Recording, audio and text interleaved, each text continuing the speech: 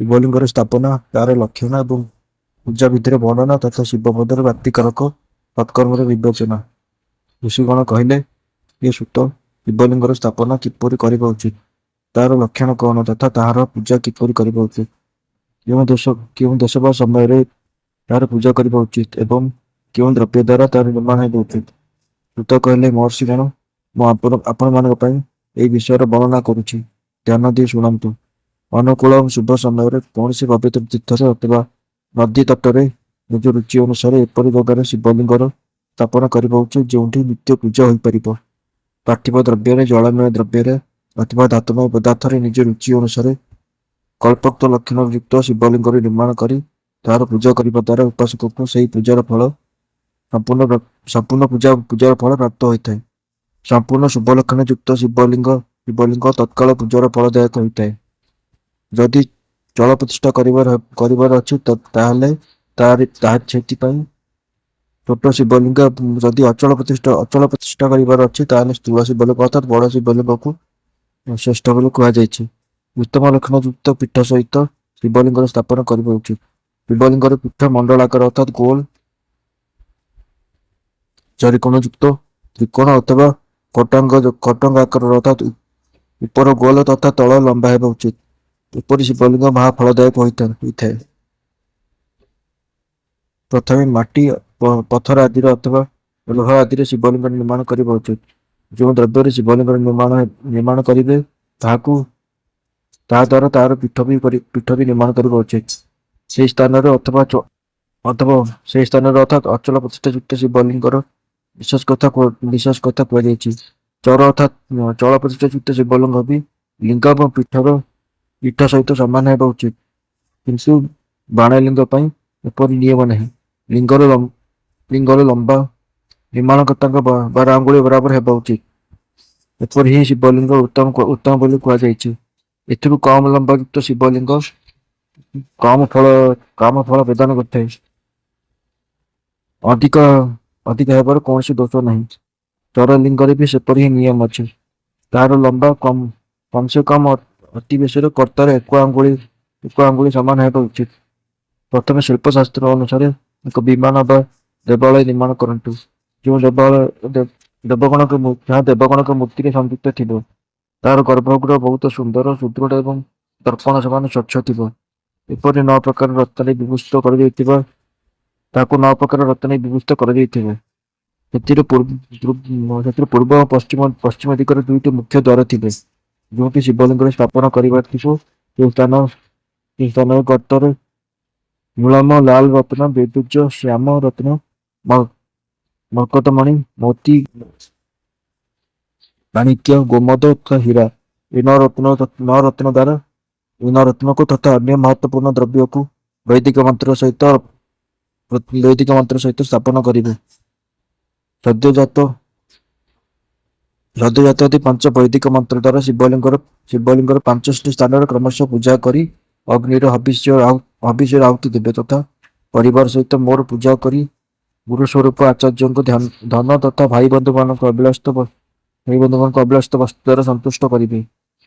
ଯାଚକଙ୍କୁ ଜଡ଼ ଅର୍ଥାତ୍ ସୁବର୍ଣ୍ଣ, ଗୃହ, ଭୂମି ସମ୍ପତ୍ତି ତଥା ଚୈତନ୍ୟ ଅର୍ଥାତ୍ ଗୌ ଆଦି ବୈଭବ ପ୍ରଦାନ କରିବେ। ସ୍ଥାବର ଜଙ୍ଗମ ସମସ୍ତ ଜୀବଙ୍କୁ ଯତ୍ନପୂର୍ବକ ସନ୍ତୁଷ୍ଟ କରି ଏକ ଗର୍ତ୍ତରେ ସୁନା ତଥା 9 ପ୍ରକାରର ରତ୍ନ ରଖି ସଦ୍ୟଜାତ ଆଦି ବୈଦିକ ମନ୍ତ୍ରର ଉଚ୍ଚାରଣ କରି ପରମ କଲ୍ୟାଣକାରୀ ମହାଦେବଙ୍କର ଧ୍ୟାନ କରିବେ। ତାପରେ ନାଦଘୋଷରେ ଯୁକ୍ତ ମହାମନ୍ତ୍ର ଓଁକାର ଉଚ୍ଚାରଣ କରି ଉକ୍ତ ଗର୍ତ୍ତରେ ଶିବଲିଙ୍ଗକୁ ସ୍ଥାପନା କରି ତାକୁ ପୀଠର ସହିତ ସଂଯୁକ୍ତ କରିବେ। ଏହି ପ୍ରକାର ପୀଠଯୁକ୍ତ ଲିଙ୍ଗର ସ୍ଥାପନା କରି ତାକୁ ନିତ୍ୟ ଅର୍ଥାତ୍ ଦୀର୍ଘକାଳ ପର୍ଯ୍ୟନ୍ତ ସ୍ଥାୟୀ ରହୁଥିବା ଦ୍ରବ୍ୟରେ ଯୋଡ଼ି କରି ସ୍ଥିର କରିବେ। ଏହି ପ୍ରକାର ସେଠାରେ ପଞ୍ଚାକ୍ଷର ମନ୍ତ୍ର ପରମ ସୁନ୍ଦର ମୂର୍ତ୍ତିର ବି ସ୍ଥାପନ କରିବେ। ସାରାଂଶ ଏହା ଯେ ଭୂମି ସଂସ୍କାର ଆଦି ଦ୍ୱାରା ସମସ୍ତ ବିଧି ଯେପରି ଲିଙ୍ଗ ପ୍ରତିଷ୍ଠା ପାଇଁ କୁହାଯାଇଛି, ସେପରି ମୂର୍ତ୍ତି ପ୍ରତିଷ୍ଠା ସମୟରେ ବି କରିବେ। ଏହାପରେ ଲିଙ୍ଗ ପ୍ରତିଷ୍ଠା ପାଇଁ ପ୍ରଣବ ମନ୍ତ୍ରର ଉଚ୍ଚାରଣର ବିଧାନ ରହିଛି, କିନ୍ତୁ ମୂର୍ତ୍ତି ପ୍ରତିଷ୍ଠା ପଞ୍ଚାକ୍ଷର ମନ୍ତ୍ରରେ କରିବା ଉଚିତ। ଯେଉଁଠି ଲିଙ୍ଗର ପ୍ରତିଷ୍ଠା ହୋଇଛି ସେଠାରେ ବି ଉତ୍ସବ ପାଇଁ ଏବଂ ବାହାରେ ସବାରି ବାହାର କରିବା ଆଦି ପାଇଁ ମୂର୍ତ୍ତିକୁ ରଖିବା ଆବଶ୍ୟକ ହୋଇଥାଏ। ମୂର୍ତ୍ତିର ମୂର୍ତ୍ତିର ବାହାରେ ବି ମୂର୍ତ୍ତିକୁ ବାହାରକୁ ବି ନିଆଯାଇପାରେ। ତାକୁ ଗୁରୁଜନଙ୍କ ଦ୍ୱାରା ଗ୍ରହଣ କରନ୍ତୁ। ଅ, ବାହ୍ୟ ବାହ୍ୟ ମୂର୍ତ୍ତି ବାହ୍ୟ ମୂର୍ତ୍ତି ସେଠାକୁ ନେବାକୁ ଯୋଗ୍ୟ ଅଟେ ଯେଉଁଠି ପାଦପୁରୁଷଙ୍କ ଦ୍ୱାରା ପୂଜିତ ହୋଇପାରିବ। ଏ ପ୍ରକାର ଲିଙ୍ଗରେ ଏବଂ ମୂର୍ତ୍ତିରେ ବି କରାଯାଇଥିବା ମହାଦେବଙ୍କର ପୂଜା ଶିବ ପ୍ରଦାନକାରକ ହୋଇଥାଏ। ସ୍ଥାବର ଏବଂ ଜଙ୍ଗମ ଭେଦରେ ଲିଙ୍ଗ ବି ଦୁଇ ପ୍ରକାରର କୁହାଯାଇଛି। ବୃକ୍ଷ ଲତା ଆଦିକୁ ସ୍ଥାବର ଲିଙ୍ଗ କୁହନ୍ତି ଏବଂ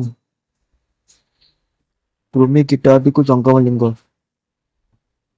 ସିଞ୍ଚନ ଆଦି ଦ୍ୱାରା ସ୍ଥାବର ଲିଙ୍ଗର ସେବା କରିବା ଉଚିତ ଏବଂ ଜଙ୍ଗମ ଲିଙ୍ଗକୁ ଆହାର ଏବଂ ଜଳ ଆଦି ଦେଇ ଯୁକ୍ତ କରିବା ଉଚିତ।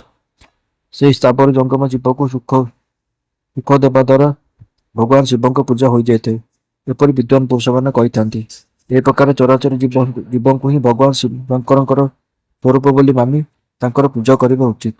ସମସ୍ତ ପୀଠ ପରା ପ୍ରକୃତି ଜଗଦମ୍ବାଙ୍କର ସ୍ୱରୂପ ଅଟେ ଏବଂ ସମସ୍ତ ଶିବଲିଙ୍ଗ ଚୈତନ୍ୟ ସ୍ୱରୂପ ଅଟେ। ଏପରି ଭଗବାନ ଶଙ୍କର ଦେବୀ ପାର୍ବତୀଙ୍କୁ କୋଳରେ ବସାଇ ବିରାଜମାନ କରିଛନ୍ତି। ସେ ପ୍ରକାର ଏହି ଶିବଲିଙ୍ଗ ସଦା ପୀଠ ସହିତ ହିଁ ବିରାଜମାନ ହୋଇଥାନ୍ତି। ଏହି ପ୍ରକାର ମହାଲିଙ୍ଗର ସ୍ଥାପନା କରି ବିବିଧ ଉପଚାର ଦ୍ୱାରା ତାହାର ପୂଜା କରିବେ। ତାପରେ ନିଜ ଶକ୍ତି ଅନୁସାରେ ନିତ୍ୟ ପୂଜା କରିବା ଉଚିତ ତଥା ଦେବାଳୟ ପାଖରେ ଧ୍ୱଜାରୋପଣ ଆଦି କରିବା ଉଚିତ। ଏହି ପ୍ରକାର ସାକ୍ଷାତ ଶିବଙ୍କ ପଦ ପ୍ରଦାନକାରକ ଲିଙ୍ଗର ସ୍ଥାପନା କରନ୍ତୁ ଅଥବା ଚରଲିଙ୍ଗର ଷୋଡ଼ଶୋପଚାର ଦ୍ୱାରା ଯଥୋଚିତ ରୀତିରେ କ୍ରମଶଃ ପୂଜା କରନ୍ତୁ। ଏହି ପୂଜା ବି ଶିବପଦ ପ୍ରଦାନକାରକ ଅଟେ। ଆବାହନ, ଆସନ, ଅର୍ଘ୍ୟ, ପାଦାଙ୍ଗ ଆଚମନ, ଅଭ୍ୟଙ୍ଗନ ପୂର୍ବକ ସ୍ନାନ, ବସ୍ତ୍ର ଗନ୍ଧ, ପୁଷ୍ପ, ଧୂପ, ଦୀପ, ନୈବେଦ୍ୟ, ତାମ୍ବୁଳ ସମର୍ପଣ, ନିରାଜନ, ନମସ୍କାର ଓ ବିସର୍ଜନ। ଏହା ହିଁ 16ଟି ଉପଚାର ଅଟେ। ଅଥବା ଅର୍ଘ୍ୟଠାରୁ ନେଇ ନୈବେଦ୍ୟ ପର୍ଯ୍ୟନ୍ତ ବିଧିବତ ପୂଜା କରନ୍ତୁ। ଅଭିଷେକ, ନୈବେଦ୍ୟ, ନମସ୍କାର ଏବଂ ତର୍ପଣ ଏସବୁକୁ ଯଥାଶକ୍ତି ସବୁଦିନ କରନ୍ତୁ। ଏ ପ୍ରକାର କରାଯାଇଥିବା ଶିବ ପଦକୁ ପ୍ରାପ୍ତି କରାଏ। ଅଥବା କୌଣସି ମନୁଷ୍ୟ ଦ୍ୱାରା ସ୍ଥାପିତ ଶିବଲିଙ୍ଗରେ, ଋଷିଙ୍କ ଦ୍ୱାରା ସ୍ଥାପିତ ଶିବଲିଙ୍ଗରେ, ଦେବତାଙ୍କ ଦ୍ୱାରା ସ୍ଥାପିତ ଶିବଲିଙ୍ଗରେ, ନିଜ ଆପେ ଆପେ ପ୍ରକଟ ହୋଇଥିବା ସ୍ୱୟଂଭୂ ଲିଙ୍ଗରେ ତଥା ନିଜ ଦ୍ୱାରା ନୂତନ ଭାବେ ସ୍ଥାପିତ ହୋଇଥିବା ଶିବଲିଙ୍ଗରେ ବି ଉପଚାର ସମର୍ପଣ କରି ଯେପରି ପୂଜା କରିବା ଦ୍ୱାରା ବା ପୂଜନର ସାମଗ୍ରୀ ଅର୍ପଣ କରିବା ଦ୍ୱାରା ବି ମନୁଷ୍ୟ ଉପରେ କରିବା ଦ୍ୱାରା ଉପରେ ଯାହା କିଛି କୁହାଯାଇଛି ସେ ସମସ୍ତ ଫଳ ପ୍ରାପ୍ତ କରିନିଏ। କ୍ରମଶଃ ପରିକ୍ରମ ତଥା ନମସ୍କାର କରିବା ଦ୍ୱାରା ବି ଶିବ ପଦର ପ୍ରାପ୍ତିକାରକ ହୋଇଥାନ୍ତି। ଯଦି ନିୟମ ପୂର୍ବକ ଶିବଲିଙ୍ଗର ଦର୍ଶନ ମାତ୍ର କରି ନିଆଯାଏ ତେବେ ତାହା ବି କଲ୍ୟାଣପ୍ରଦ ହୋଇଥାଏ। ମାଟି, ଅଟା, ଗାଈର ଗୋବର, ଫୁଲ, କନିଆର ଫୁଲ, ଫଳ, ଗୁଡ଼, ଦଧି, ଭସ୍ମ ଅଥବା ଅନ୍ନରେ ବି ତାଙ୍କର ରୁଚି ଅନୁସାରେ ଶିବଲିଙ୍ଗ ନିର୍ମାଣ କରି ତଦନୁସାରେ ପୂଜା କରନ୍ତୁ।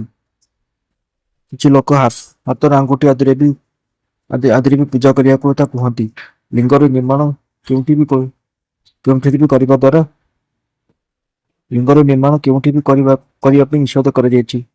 ଭଗବାନ ସର୍ବତ୍ର ହିଁ ଭକ୍ତଙ୍କ ପ୍ରଯତ୍ନ ଅନୁସାରେ ଫଳ ପ୍ରଦାନ କରନ୍ତି ଅଥବା ଶ୍ରଦ୍ଧାପୂର୍ବକ ଶିବଭକ୍ତଙ୍କୁ ଶିବଲିଙ୍ଗ ଦାନ ବା ଲିଙ୍ଗର ମୂଲ୍ୟର ଦାନ କରିବା ଦ୍ୱାରା ବି ଶିବଲୋକର ପ୍ରାପ୍ତି ହୋଇଥାଏ।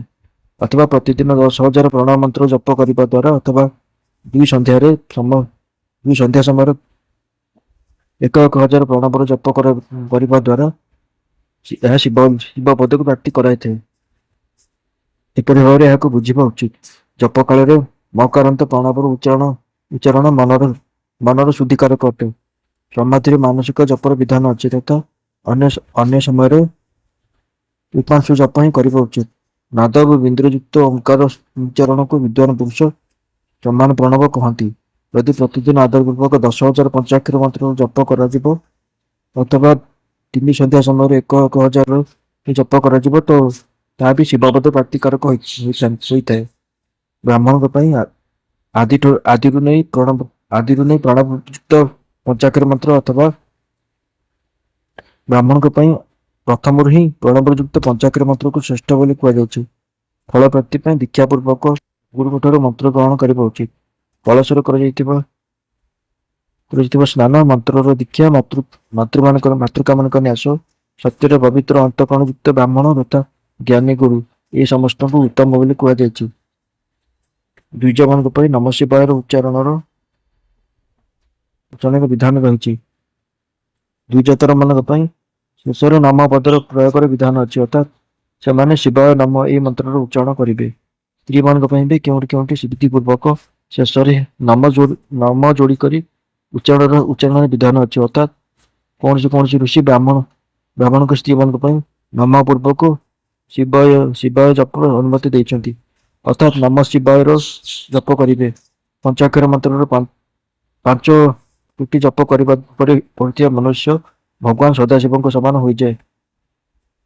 1, 2, 3 ଅଥବା 4 କୋଟି ଜପ କରିବା ଦ୍ୱାରା କ୍ରମଶଃ ବ୍ରହ୍ମା, ବିଷ୍ଣୁ, ରୁଦ୍ର ତଥା ମହେଶ୍ୱରଙ୍କ ପଦ ପ୍ରାପ୍ତ ହୋଇଥାଏ।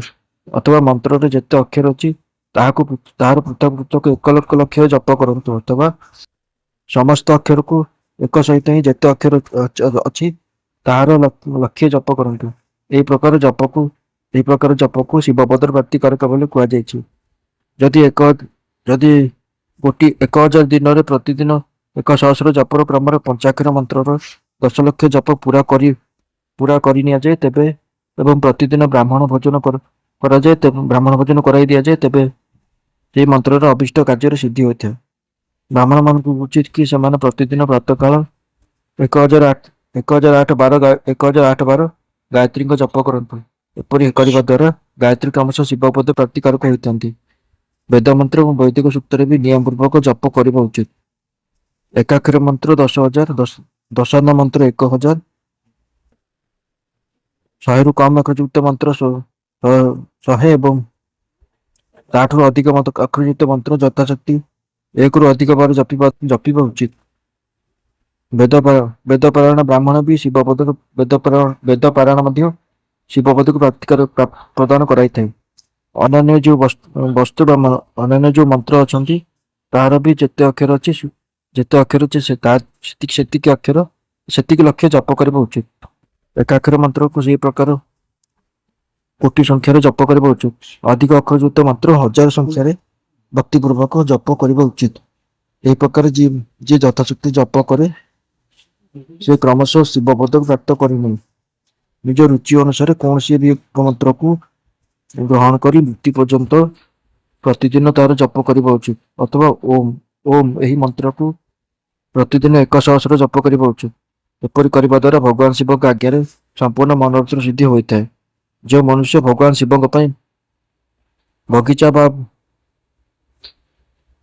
ଫୁଲ ଆଦି ଲଗାଇଥାନ୍ତି ତଥା ଶିବଙ୍କ ସେବା କାର୍ଯ୍ୟ ପାଇଁ ମନ୍ଦିରରେ ପରିଷ୍କାର ପରିଚ୍ଛନ୍ନ ଇତ୍ୟାଦି କାର୍ଯ୍ୟ କରନ୍ତି, ସେ ମନୁଷ୍ୟ ଏହି ପୁଣ୍ୟକର୍ମକୁ କରି ଶିବପଦକୁ ପ୍ରାପ୍ତ କରିନିଏ।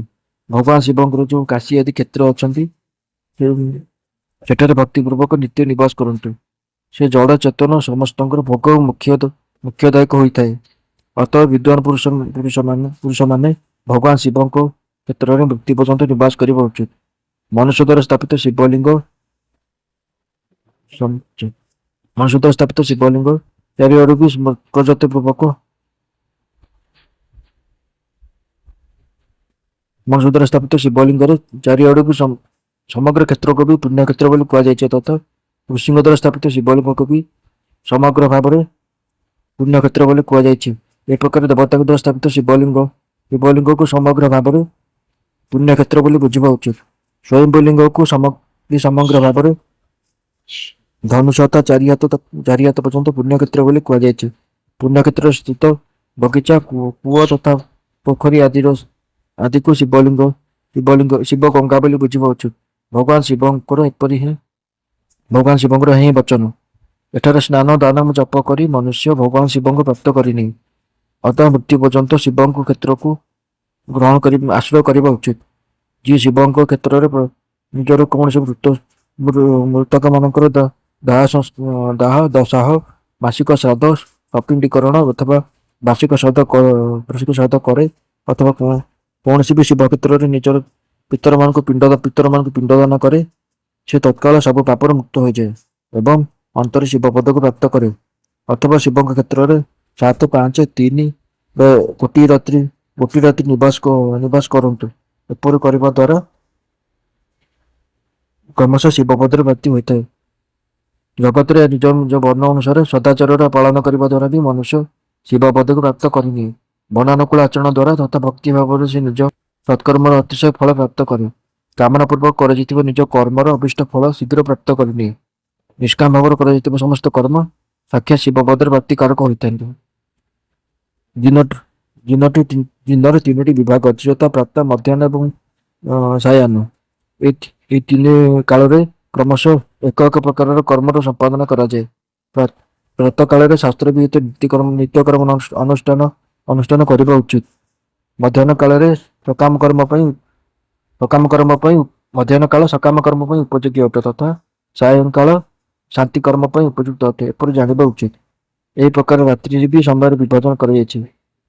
ରାତ୍ରିର ଚାରି ପ୍ରହରରେ ଯେଉଁ ବାଚକ ଚାରି ପ୍ରହର ମଧ୍ୟ ଯେଉଁ ବାଚକ ଦୁଇ ପ୍ରହର ଅଛି ତାକୁ ନିଷେଧ କାଳ ବୋଲି କୁହାଯାଇଛି। ବିଶେଷତଃ ସେହି କାଳରେ କରାଯାଇଥିବା ଭଗବାନ ଶିବଙ୍କ ପୂଜା ଅଭିଷ୍ଟ ଫଳଦାୟକ ହୋଇଥାନ୍ତି। ଏପରି ଜାଣି କର୍ମ କରୁଥିବା ମନୁଷ୍ୟ ଯଥାର୍ଥ ଫଳ ଭାଗୀ ହୋଇଥାଏ। ବିଶେଷତଃ କଳିଯୁଗରେ କର୍ମରେ ହିଁ ଫଳ ସିଦ୍ଧି ହୋଇଥାଏ। ନିଜ ନିଜ ଅଧିକାର ଅନୁସାରେ ଉପରେ କୁହାଯାଇଥିବା କୌଣସି ବି କର୍ମ ଦ୍ୱାରା ଶିବ ଆରାଧନା କରୁଥିବା ମନୁଷ୍ୟ ଯଦି ସଦାଚାରୀ ହୋଇଥାନ୍ତି ଏବଂ ପାପ ରହିତ ହୋଇଥାନ୍ତି, ତେବେ ମଧ୍ୟ ସେହି କର୍ମକୁ କରି ପୂର୍ଣ୍ଣ ଫଳ ଅବଶ୍ୟ ପ୍ରାପ୍ତ କରିନିଅନ୍ତି। ଋଷିଗଣ କହିଲେ, ହେ ସୁତ, ଏବେ ଆପଣ ଆମକୁ ପୁଣ୍ୟକ୍ଷେତ୍ର ବିଷୟରେ କୁହନ୍ତୁ, ଯାହାର ଆଶ୍ରୟ ନେଇ ସମସ୍ତ ସ୍ତ୍ରୀ ପୁରୁଷ ଶିବପଦ ପ୍ରାପ୍ତ କରିପାରିବେ। ହେ ସୁତ, ଏ ଯଜ୍ଞ ମନ୍ଦିର ଶ୍ରେଷ୍ଠ ଶିବକ୍ଷେତ୍ର ତଥା ଶୈବ ମତ ଶିବ ବିଷୟକ ଶାସ୍ତ୍ରରେ ବି ବର୍ଣ୍ଣନା କରନ୍ତୁ। ସୁତ କହିଲେ, ଋଷିଗଣ ସମସ୍ତ କ୍ଷେତ୍ର ଏବଂ ଆଗମର ବର୍ଣ୍ଣନା ଶ୍ରଦ୍ଧାପୂର୍ବକ ଶୁଣନ୍ତୁ।